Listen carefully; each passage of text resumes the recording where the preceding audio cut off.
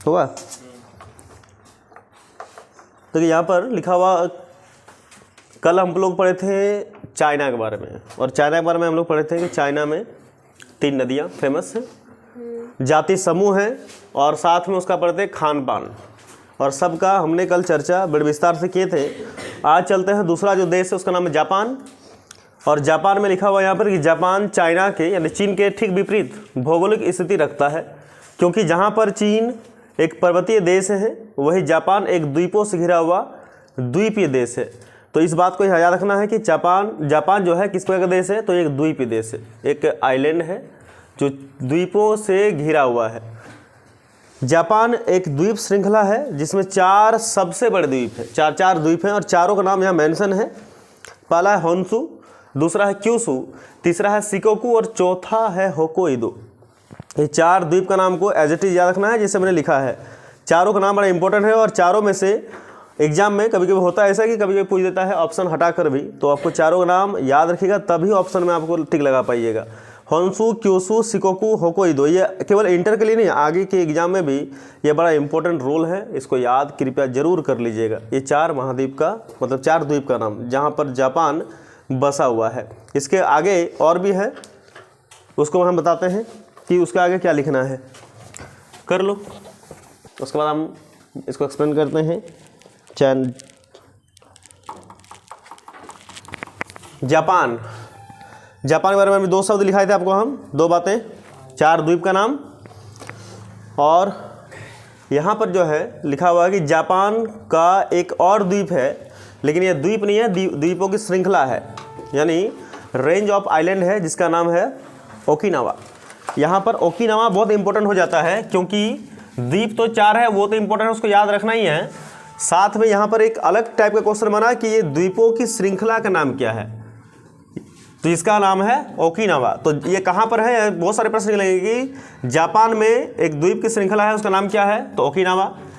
यह जापान की किस दिशा में है, तो सबसे साउथ वाला जोन में यानी दक्षिण दिशा में, और किस अक्षांश पर है, तो बहामास वाले अक्षांश पर, इसको भी याद रखना है। और उसका नाम पूछेंगे तो ओकिनावा, या फिर सिंपल क्वेश्चन घुमा देंगे कि ओकिनावा क्या है, तो ओकिनावा द्वीपों की श्रृंखला है। या फिर और क्वेश्चन बन सकता है कि ओकिनावा किस देश में है, तो देश पूछेंगे तो दक्षिण में, या और क्वेश्चन बन सकते हैं कि ओकिनावा जापान के किस दिशा में है, तो दक्षिण दिशा में है। या अगेन एक क्वेश्चन बन सकता है कि ओकिनावा जापान के किस अक्षांश पर है, तो बहामास वाले अक्षांश पर। तो एक ही सवाल से मतलब एक ही उत्तर से बहुत सारे सवाल आपके सामने प्रस्तुत हुए, उसको याद कृपया रख लीजिएगा। नेक्स्ट है कि जापान में मुख्य द्वीप कितने हैं, लिखा है 4 मुख्य द्वीप, 4 लिखा थे ना 4। तो मुख्य द्वीप 50% से अधिक जमीनी पहाड़ है। मुख्य द्वीप जितना है उतना है, लेकिन 50% से अधिक जमीन यहाँ पर क्या है, कैसा है, पहाड़ी इलाके हैं। जापान बहुत ही सक्रिय भूकंप क्षेत्र में स्थित है, और आप समाचार में आए दिन किताबों में सुनते हैं, पढ़ते हैं कि जापान एक बहुत ही मेहनत वाले देश है, और यहाँ पर अक्सर प्रकृति इनके साथ जो है कुछ न कुछ अन्याय करके जाती हैं, कभी सुनामी, कभी भूकंप, कभी बाढ़, कुछ न कुछ आते रहते हैं। लेकिन यहाँ पर जो लिखा हुआ है कि यहाँ पर एक्टिव वोल्केनो है, यानी वोल्केनो नहीं है, अर्थक्वेक है, कि सक्रिय भूकंप, क्योंकि जापान पैसिफिक ओशियन जो है प्रशांत महासागर उसके ही रेंज पर स्थित है, इसलिए यहाँ पर अक्सर भूकंप आते रहते हैं। जापान गिरते हैं, उठते हैं, फिर बनते हैं, ऐसे क्रियाएं यहाँ पर चलती रहती है जापान में। अधिकतर जनसंख्या यहाँ पर जापानी है, जाहिर सी बात है कि जो देश के रहेंगे वही देश के न होंगे। अधिकतर जनसंख्या भारत है तो भारतीय हैं, उस तरह अधिकतर जनसंख्या यहाँ पर जापानी है। लेकिन इसमें कुछ बातें हैं, यहाँ पर जो बात याद रखना है, यहाँ पर इनको याद रखिएगा। आइनू, ये आइनू भी जनसंख्या में गिने जाते हैं, लेकिन ये अल्पसंख्यक है आइनू। और साथ में कुछ वहाँ पर कोरिया के लोग हैं जो बाहर से आकर बसे नहीं हैं, इसको बसाए गए हैं। कैसे बसाए गए हैं कि जापान जब साउथ अफ्रीका पर, सॉरी अफ्रीका नहीं, कोरिया पर, जब कोरिया पर अपना शासन जमा, जिसे अंग्रेज हम लोग के देश में शासन किए थे, उस तरह यदा कदा कभी जापान भी कोरिया पर शासन किए थे। जापान कहते हैं कि खेती करने के लिए कोरिया जाया करते थे, क्योंकि जापान में खेती लायक जमीन है ही नहीं। उसको आगे भी एक्सप्लेन करेंगे हम। तो वही लिखा है कि जब जापान, देखिए यह लिखा है क्या कि उस समय कोरिया के लोग को अपने देश में जापान लाया था, जब कोरिया जापान का उपनिवेश था, यानी कॉलोनी उसको बनाए थे, अपना कॉलोनी बनाया था। उपनिवेश को ही बोलते कॉलोनी। जब यानी सिंपल समझो कि जब जापान ने कोरिया को गुलाम बनाया था, उसमें गुलाम के तौर पर कुछ लोगों को कहाँ लेकर आए थे, कोरिया, मतलब जापान लेकर आए थे कोरिया लोगों को। तब से लेकर यहाँ तक वो लोग बसे हुए हैं, लेकिन किस रूप में लाए थे, श्रमिक मजदूर के रूप में। तो एक बात को याद रखिएगा, क्या क्वेश्चन बनेंगे कि जापान में अधिकतर जनसंख्या किसकी है, तो जापानी की, लेकिन इसके अलावा कोई और जनसंख्या है, हाँ, एक है आइनू का और एक है कोरिया का। ये दोनों कैसे आए थे, तो ये दोनों आए थे श्रमिक मजदूर के रूप में, जब जापान ने कोरिया को अपना उपनिवेश बनाया था, अपना गुलाम बनाया था तब। इतना क्लियर हो गया।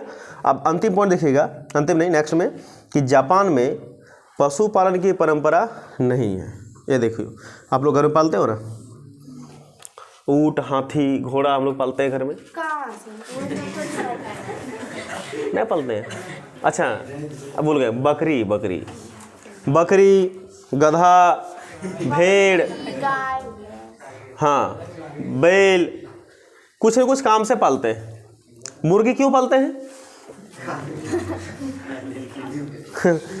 मुर्गी पालते हैं खाने के लिए, सही बात है, और उससे कोई मोहब्बत हमको नहीं है, मुर्गी से कोनो प्रकार का मोहब्बत नहीं है क्या? खाली मूड जिस दिन खाली खराब होना चाहिए और सर्दी होना चाहिए, सर्दी हो गया मुर्गुआ वाला काटो, एकदम मुर्गा हलाल, खत्म। खस्सी बड़ा शौक से पालते घर में। क्यों पालते हैं? शादी ब्याह घर में होगा आज से 10 साल बाद, 5 साल बाद, 4 साल बाद, तो उनके लिए उसको बनाते हैं। बताओ कितना बेरहम बेदर्द हम लोग इंसान हैं। देख रहे हो, देखे हो ना। तो यहाँ पर जापान में पशुपालन की परंपरा बिल्कुल नहीं है, परंपरा है ही नहीं। हम लोग जहाँ पालते हैं वो लोग नहीं पालते हैं। तो अब नहीं पालते, इसको याद रखिए, इसका कारण पूछिए कि क्यों नहीं पालते हैं। क्योंकि वहाँ खेती लायक जमीन नहीं, अगर जमीन नहीं है तो घास फूस नहीं है। घास फूस खैर छोड़ दो, कुछ उगाया नहीं जाता है, उगाया नहीं जाता तो बकरी को जो पालेंगे, भेड़ बकरी पालेंगे, उसकी पानी पिलाएंगे? हाँ जी, पानी पिलाएंगे? नहीं न पिलाएंगे। तो फिर वो क्या खाएंगे? उनके लिए वो प्राकृतिक रूप से बना हुआ घास फूसी उसका आहार है, तो वो है ही नहीं, तो कहाँ से पशुपालन करके फायदा होगा? नहीं होगा, इसलिए ये लोग छोड़ दिए। और एक तरह से बढ़िया है, कौन पालेगा ये सब चीज़ें, है कि नहीं? टेंशन बहुत होता है ना टेंशन। पहले होता था ना, किसी का खेत में अगर कोई बत्तख, बकरी, गाय चर गया तो बाप रे, खतरनाक वाला बवाल होता था गांव में। 5 गो आदमी बिठाता था, पंच जिसको बोलते, पंच परमेश्वर, और पंच परमेश्वर यहाँ फैसला करते थे। आज पंच परमेश्वर है ही नहीं, है क्या? नहीं ना है। देखिए, तो पशुपालन की परंपरा जापान में बिल्कुल नहीं है, लेकिन बोलते हैं यहाँ चावल यहाँ का बुनियादी फसल है। चावल, अरे अब जो किसान नहीं है वो नहीं खाना खाते हैं चावल। अब लोग तो किसान नहीं है, खाते कैसे हैं? अभी मैंने क्या बताया कि ये लोग, जापान के लोग खेती करने कहाँ जाते थे? कोरिया। और उस समय कोरिया क्या था? कोरिया तो जापान ही था, क्योंकि जापान वहाँ पर अपना कॉलोनी बना कर रखा था, अपना घर द्वार सब बना कर रखा था। तो उनका जमीन, इनका जमीन, तुम्हारी माता हमारी माता, इसका आगे कुछ नहीं बोलेगा। इसका कुछ नहीं जाएंगे हम। जिसे एक पिक्चर नहीं देखे थे, जिसमें कहा था, अरे कौन था उसे, जॉनी लीवर, उसको रोने के लिए कहा गया।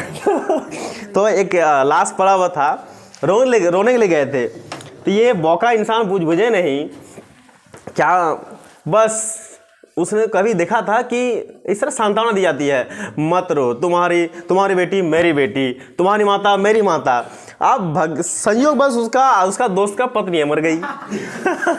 तो वहाँ जाके सांत्वना दे रहा है, मत रो दोस्त मत रो, तुम्हारी माता हमारी माता, तुम्हारी बेटी हमारी बेटी, तुम्हारा घर मेरा घर, क्यों रो, तुम्हारी पत्नी हमारी पत्नी थी।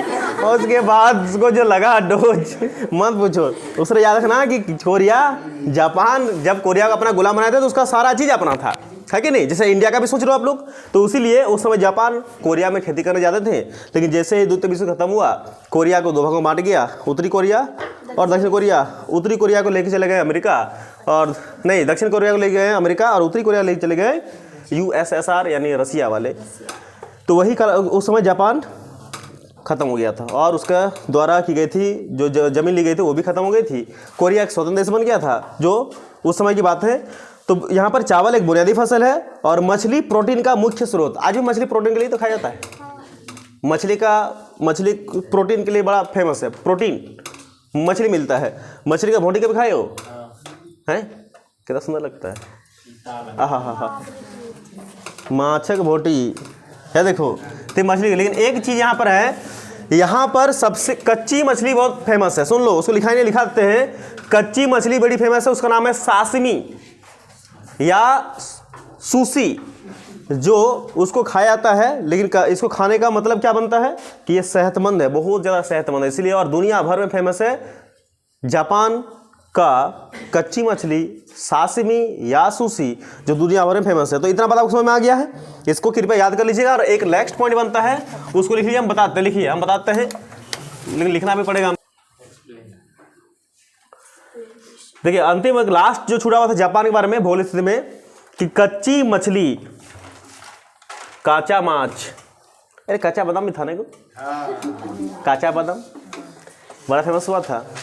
कच्ची मछली सासिमी या सुशी नाम याद रखिएगा, इसको बहुत इंपॉर्टेंट यहाँ पर भी बनते हैं कि सासिमी या सुशी। कभी ऑप्शन में ऑब्जेक्टिव टाइप क्वेश्चन होंगे ना, आप लोग के ऑब्जेक्टिव होंगे ना एग्जाम 17, 18, 19, तो सासिमी या सुशी क्या है, तो वहाँ मुँह ताकोगे, नहीं पढ़ोगे तो सासिमी या सुशी क्या है, काचा माछ, ठीक है ना, याद रख लीजिएगा।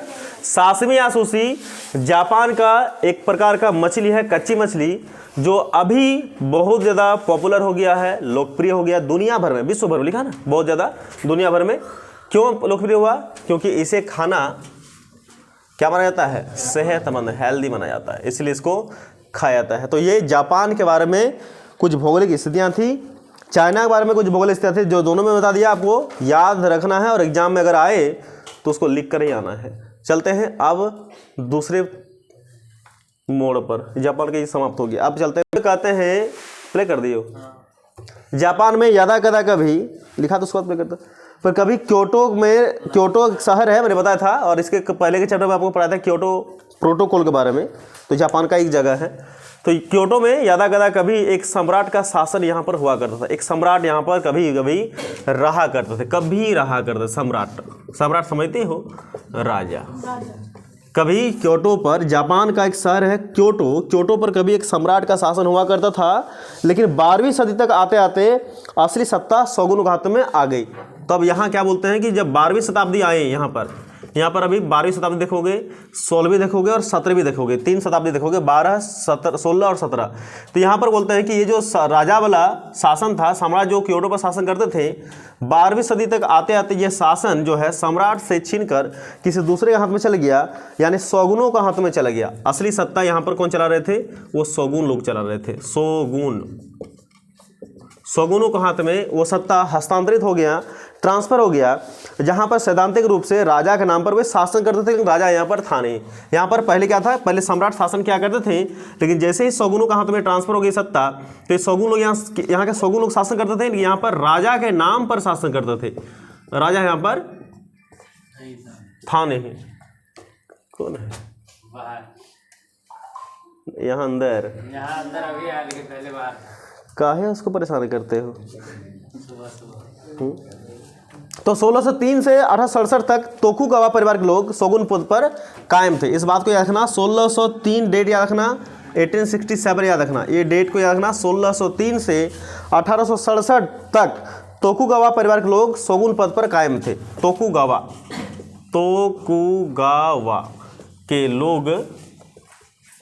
के लोग शोगुन के पद पर कायम थे। ये लोग यहाँ पर शासन करते थे, या लिखा ना, राजा के नाम पर शासन करते थे। तो तोकुगावा के लोग यानी शोगुन के लोग जो है यहाँ पर शासन क्या करते थे, राजा के नाम पर। और देश उस समय 250 भागों में बटा हुआ था, जिनका शासन दैम्यो चलाते थे। यहाँ पर एक और नाम है दैम्यो, दैम्यो भी याद रखना, फिर सीक्वेंस में लिखा देंगे अभी हम। दैम्यो कहते हैं उस समय देश जो है 250 हिस्सों में विभाजित था, डिवाइड था, और यहाँ पर जो शासन चलाते थे उनका नाम था दैम्यो, याद रखना, दैम्यो शासन चलाते थे, दैम्यो ये थे शासनकर्ता यहाँ पर शासन चलाते थे। तो इसको पहले सीरियल में लिख लो, फिर आगे हम लोग बढ़ते हैं। जो बताएं वही चीज़ यहाँ पर लिखाए हैं कि जापान पर क्योटो, मैंने क्योटो बता दें, क्योटो एक शहर था उस समय का, अभी का भी।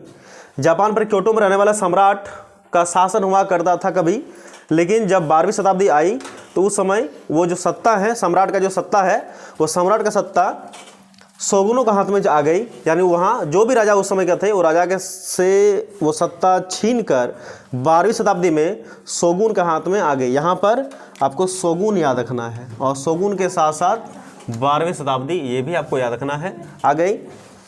शोगुन क्या करते थे? तो शोगुन सैद्धांतिक रूप से राजा के नाम पर शासन करते थे। 1603 से लेकर 1867 तक तोकुगावा परिवार के लोग शोगुन पद पर कायम थे। शोगुन जो पद था शोगुनों का, यहाँ पर राजा दैम्यो था, लेकिन यहाँ पर शोगुन पद पर जो कायम था वो किसका परिवार था? कौन सा परिवार? तोकुगावा। यहाँ पर तोकुगावा भी आपको याद रखना है। देश 250 हिस्सों में विभाजित था, मैंने बटा था, और जिनका शासन प्रत्येक 250 हिस्सों में शासन जो चलाते थे वो चलाते थे दैम्यो। दैम्यो शासन यहाँ पर चलाते थे। शोगुन क्या करते थे? तो शोगुन दैम्यो पर अपना नियंत्रण रखते थे, कंट्रोल करता था उनको, और शोगुन दैम्यो को ऑर्डर दिया था, आदेश, कि वो जब तक हम ना कहें आप कहाँ पर रहो, आपको एक राजधानी बना दिया गया है जिसका नाम है एदो। यही एदो ये भी शहर है, लेकिन उस समय राजधानी है दैम्यो का, राजधानी एदो। इस एदो में ही दैम्यो को यहीं तक सीमित रहने का ऑर्डर दिया ताकि वे सुरक्षित रह सके। तीसरी बात, यहाँ पर एक वर्ग पढ़ेंगे, सामुराई वर्ग। सामुराई पहले सुन लो, फिर लिखाते हैं उसको हम, पहले सुन लीजिए यहाँ पर ताकि आपको याद रहे। सामुराई, ये जो सामुराई है, सामुराई ये एक योद्धा वर्ग है, योद्धा वर्ग, और जाति से है कुलीन। इनका काम था क्या? इनका काम था दैम्यो और जो शोगुन है ये दोनों की सेवा करना। फिर सुन लो, सामुराई एक वर्ग है, कौन सा वर्ग? योद्धा वर्ग। जाति इसकी कुलीन थी। इनका काम क्या था? दैम्यो और शोगुन की क्या करना? सेवा करना। बस इसका इतना ही काम था जो सामुराई वर्ग के लोग किया करते थे। वही लास्ट पॉइंट वैसे लिखना है कि सामुराई योद्धा वर्ग, लिख लीजिएगा कॉपी पर, सामुराई योद्धा वर्ग, सामुराई ब्रैकेट में योद्धा वर्ग, सामुराई योद्धा वर्ग शासन करने वाला कुलीन थे, शासन करने वाला कुलीन थे,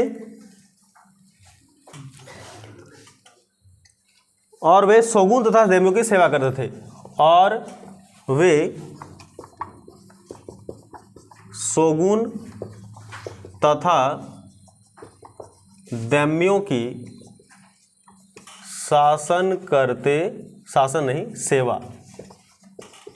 सेवा करते थे। बस यही अंतिम पॉइंट था इसका, इसको लिख लीजिएगा।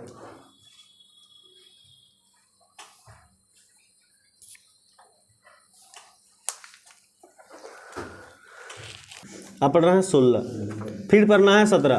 तो 16 को देखते हैं। 16 में अभी देखेंगे कि 16 में 3 परिवर्तन हुए। कितना पढ़ोगे? और वो समय है पढ़ने का? अरे बाबा, हमारा कुर्सी छीन लियो तुम लोग। प्ले कर दिया है।